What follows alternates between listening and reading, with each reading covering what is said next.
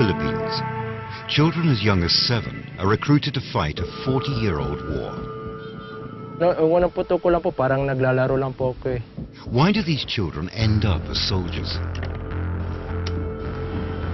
To find out the real story behind child soldiers, Get Real goes into the rebel camps of war-torn Mindanao.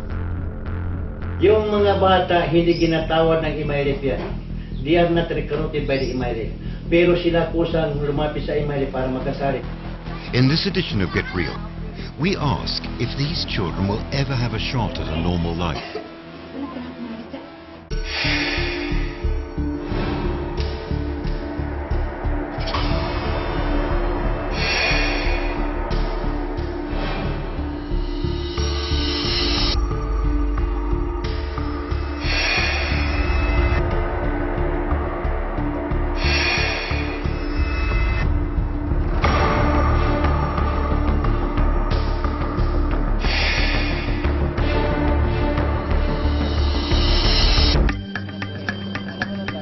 Mindanao, Philippines, with an estimated $1 trillion in mineral resources.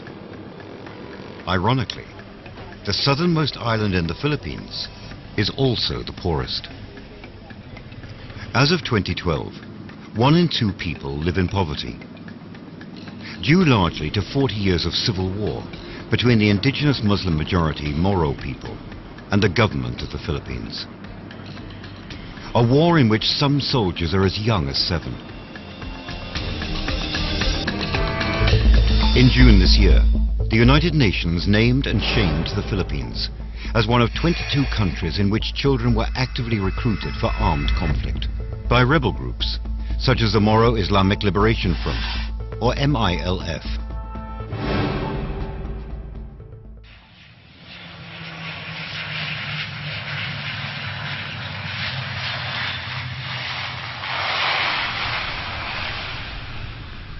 Get Real traveled to one of the MILF camps in Cotabato City, in the heart of the autonomous region of Muslim Mindanao, or ARMM. The city where you'd find many clashes between the MILF and the Philippines government.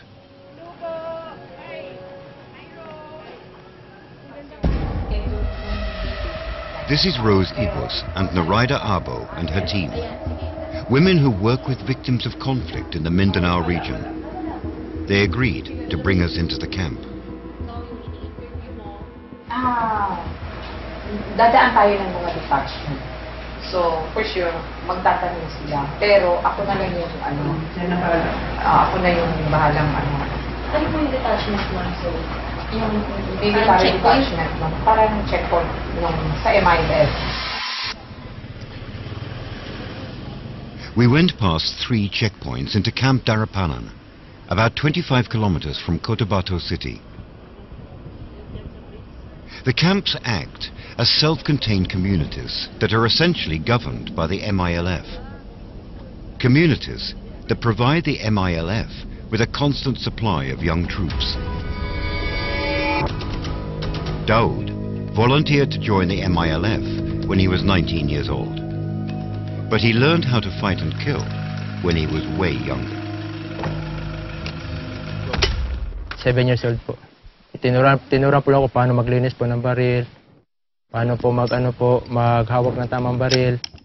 So kailan ka binigyan ng baril? Saka Yung binigyan after ng baril? po nung basic training po namin. Pero nung on time pa lang po na screening namin, yung pwede na po kami maghawak, pwede na po, depende po kung mag-post po.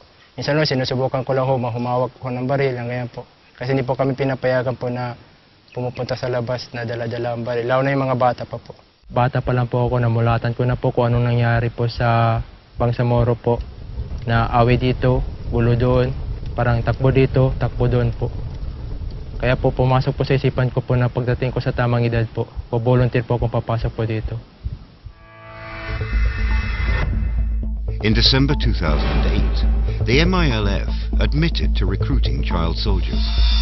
Anecdotal evidence suggests that some of these children were as young as 11. In August 2009, the rebel group entered into an action plan with the UN to remove children from the line of fire. But just this year, the UN stated that the MILF camps continued to arm and train children as well as use them as guides, messengers and porters. Ang mga medyo matatanda na, like going 18, yun ang sinasabak nila talaga. Yung mga bata hanggang like sa mess hall, magtulong sa mga matatandang sundalo, maglinis sa kampo, of course, they're taught how to use the gun. Talagang yun ang basic, kailangan nilang marunong humawak ng baril na hindi ito laro-laruan lang. On the surface talagang violation yun kasi yung bata, siyempre kung matuto na siyang humawak ng baril at magustuhan na niya na mag-prefer siya na doon na lang siya, hindi na siya mag-aral, kinakortail mo yung karapatan niya mag-aral. Pero sabi naman ng parents, it's their choice. This is the crucial difference between the recruitment of the child soldiers in the Philippines and places like West Africa. It is rarely coerced. At the MILF camp, Get Real managed to speak to a veteran MILF fighter and recruiter. Yung mga bata, hindi ginatawad ng MILF yan. They are not recruited by the MILF. Pero sila kusang lumapit sa MILF para makasali. For the sake, alam mo namin nangyari sa amin, we are totally oppressed. So, yung karamihan dyan, nahirapan sila mag-apply. Hindi siya basta-basta matanggap. Magdadaan muna sila ng proper screening. Hindi ibig sabihin na kung maglapit, diretso na sila matanggap. Kasi kung hindi karapat-dapat, hindi namin ginakuha yan. Pagdating ho sa training ng paghahawak ho ng baril, paano ho yung progression nun? Yung anak kong, nung maliit pang anak ko, kahit 5 taon pa siya, ginaturuan ko na siya ng baril. Kasi anytime na may magpasok sa bahay namin, magnanako ano man dyan, pwede siya magkabaril. Tapos po, anong edad ho yung, pwede na ang sigurong magpaputok? Yung eldest ko, actually, 7 years old, pinaputok ko na siya para marunong na siya, kaya na niya. Naiintindihan ho ng 7-year-old na bata na makapagpaputok? Kasi doon ang nararapat dito sa amin. Kasi para kung atakin kami sa bahay anytime, makagalaw kami. Hindi pwede na may inosente mga bata dito sa amin. This need to train young children in the art of killing is deemed necessary because this is a constant reality. On July the 9th this year, the day before Ramadan, a bombing of a bridge in the village, about 100 kilometers from Cotabato city, separated this couple, Alamundo and Amina Gundong, from their 2 children. The Gundong children were brought to this internal displacement persons camp when their parents landed in hospital. Ano ang pangalan? Ito si Mokong. Mokong? Oo, yung isa, Jabar. Nasaan po sila nung nagkaroon ng tapos? Doon sa bahay, tiniwan ni nanay doon din sila. Tapos nagpitin nanay na doon sa bukuan ng taknanan ng babawan niya. Pero doon siya nagpanda ng tama. Ang mga bata doon sa bahay, doon din sila ang mga bata. Pero nagpunta sa doon kasi kung yung nanay ng kasawa niya, yung nanay niya, doon siya natama ng kwarto. Buti kaya nagkasama yung mga bata. At last count, in July this year, the Internal Displacement Monitoring Center estimated that there were over 15,000 people living in these camps. In these camps, children like Mokong and Baka grow up without access to the bare necessities of a square meal, safe water, and education. Hirap na nga yung pamumuhay nila sa community nila. Mas nahihirapan pa sila pagdating sa evacuation center. Kasi aasa lang sila, mabubuhay lang sila, aasa lang sila sa sa mga dole out or sa mga relief goods. Tapos yung mga anak nila nagkakasakit. Pag may displacement, ang mga evacuees, minsan mas madami pang casualties sa loob ng evacuation center, lalo na sa mga bata, kaysa doon sa mga namamatayan dahil sa pagbarilan. It's a source of frustration and desperation. Yung mga recruiters doon make the round sa mga IDP communities. Kasi syempre, vulnerable ka, may anak ka na dalaga o binata, walang ginagawa. So, and then, usually yung intermediary between the recruiter sa Manila and local is kamag-anak din. Kung ganyan na sitwasyon, paano ka maka-bring up ng law-abiding citizens in the future? Yun pa nga lang, nakikita mo na. Na talaga, parang wellspring ng galit yan A step towards peace was made in October 2012, when the government and the MILF signed the framework agreement on the Bangsamoro. But will the hate and anger abate? Pa rin po kung ano po ang tinuro po ng tatay ko sa akin kung magkakapamilya. Kailangan po sa isang Muslim po na matutong humawak ng baril.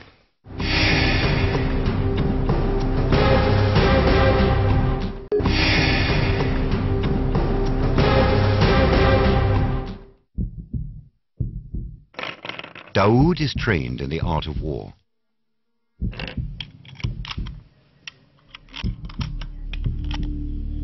He became a part of the Moro Islamic Liberation Front's, or MILF's, 11,000-strong army at 19. An army that is at the ready to fight for the self-determination of Mindanao.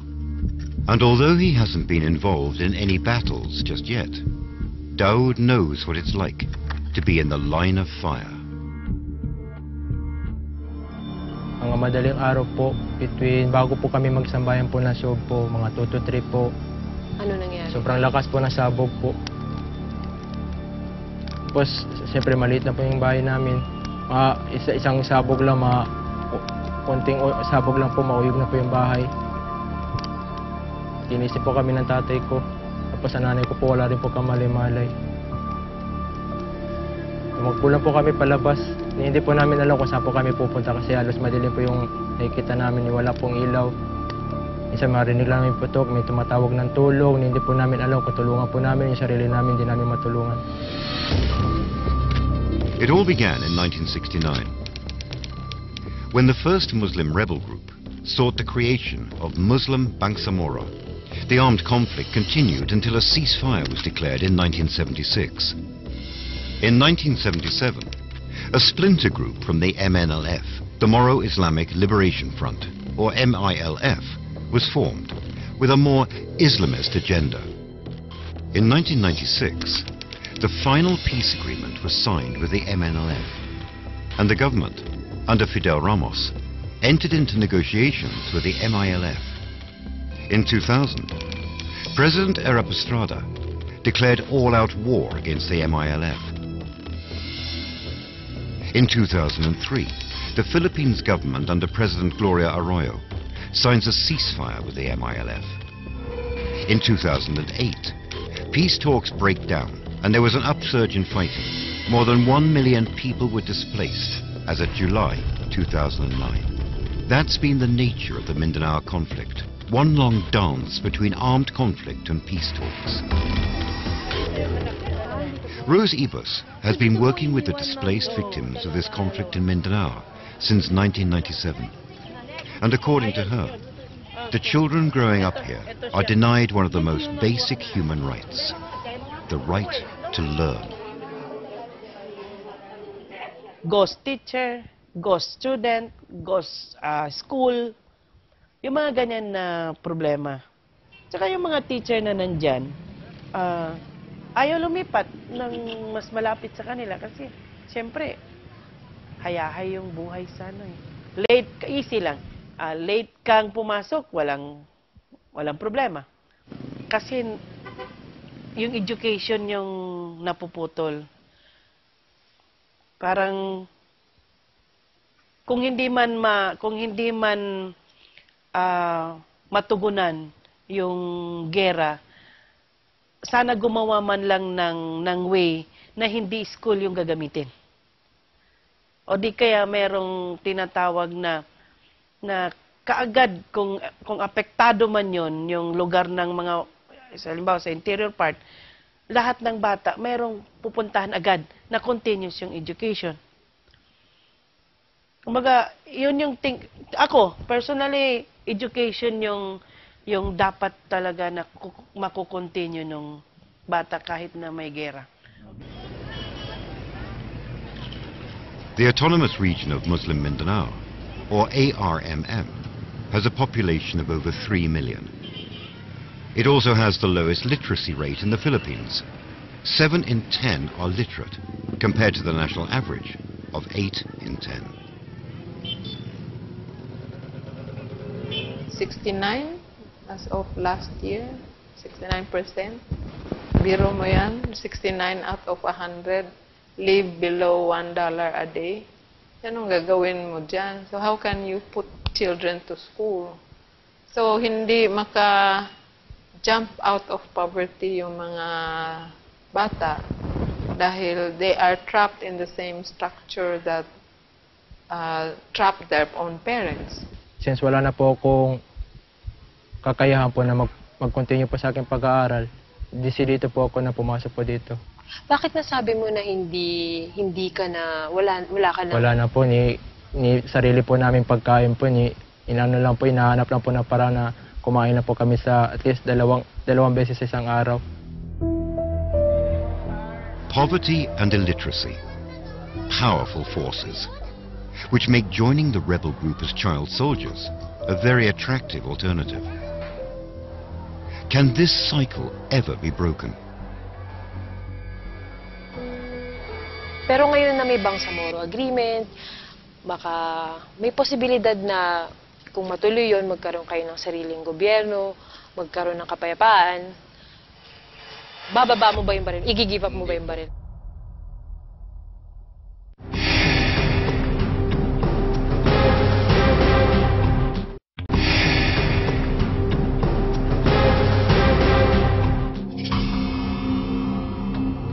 There are no official government reports on the capture or arrest of children involved with the largest Muslim rebel group, the Moro Islamic Liberation Front, or MILF. But a 2002 study by the International Labour Organization estimated that 10 to 15% of the MILF's members were under 18. Rose Ibus works with these young victims of armed conflict. With the help of UNICEF, she set up centers to rehabilitate children who were caught in the crossfire. There are about 48 such centers across Mindanao, with more than 16,000 children. Pag pinapadrawing mo, sige mag-drawing kayo dyan, dinodrawing yung helicopter o na babarilin, yung mga ganyan na ano. So iniwasan natin yon. So binibigyan sila ng klase na hindi ma-focus doon sa gera. Hindi kasi ayaw natin na yung mga bata pag lalo na dito sa Maguindanao, yung ba magiging ano sila na parang magiging child soldier na yung dating. For 40 years, civil war has raged in Mindanao between the government of the Philippines and the Muslim rebel groups. In October last year, the government of the Philippines signed a preliminary peace agreement with the MILF. The agreement calls for the creation of an autonomous political entity for Mindanao's 5 million Muslims, Bangsamoro. But the government of the Philippines and the MILF have to agree on 4 annexes before the peace pact can go forward. It's been almost a year since the signing of the agreement, and only 2 annexes have been signed. Understandably, the sentiment on the ground is one of caution rather than optimism. Ali has been a fighter with the MILF since 1972. Diyan sa framework natin, di ba may roadmap diyan, Ana? Sa roadmap natin, hindi na nasusunod. So anong madaling may describe natin? Parang diling tactic na lang, Ana. Maraming nangyari dito na karapat-dapat na yung Bangsamoro magsali na. Mga massacre sa amin, karami-raming massacre dito sa amin. Karaming moski na sinunog, karaming bayan na sinunog. Karaming lalaki na pinatay, karaming lalaki na huli ng walang kasalanan. Hindi yan uusad, mapupunta sa wala. Parang mas marami ngayon, kahit na bata yan, talagang isipin na, wala rin yan. Niloloko lang tayo, yung wala rin tayong patutunguhan. Dadami siguro yung sasabihin nating child soldier dahil ayaw nang maniwala. But barely 2 months after the MILF and the government of the Philippines signed the Annex on Wealth Sharing, this happened.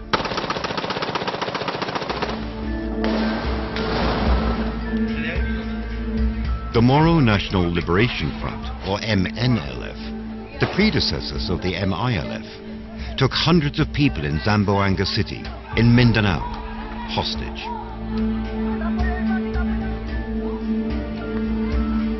It was to make a point about being left out of the peace process. 10,000 homes were burnt, 128 people dead. Battles like these have been part of Mindanao's landscape for the past 40 years. 150,000 casualties, and counting. Pag nagka-pamilya ka, pag nagkaanak ka, pagka tumuntong ng 7 years old yung anak mo, gagawin mo rin ba yun? Opo, gagawin ko rin po kung ano po ang tinuro po ng tatay ko sa akin. Bakit? Sa magkakapamilya. Kailangan po sa isang Muslim po na matutong humawak ng baril para in time, pagdating po ng panahon na kailangan ipaglaban po ang sarili, matuto silang ipaglaban po kanilang sarili.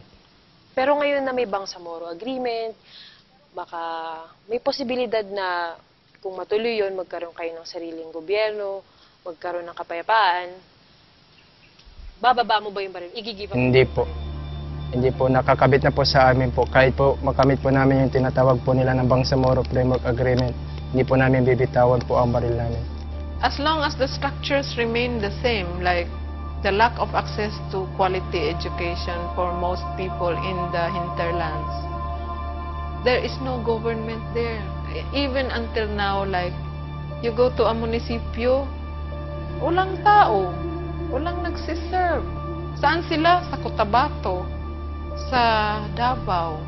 They have houses in Davao. Absent sila doon. They continually receive their salaries. Di ba unfair yun? Pinagkaitan mo yan sila ng serbisyo mo. Peace is more than just the absence of war.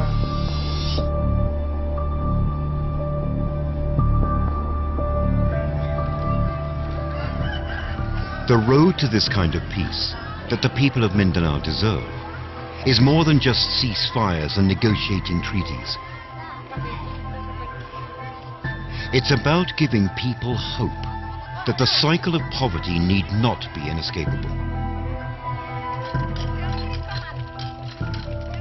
It's about creating an environment in which children take up books instead of arms and are safe to do so.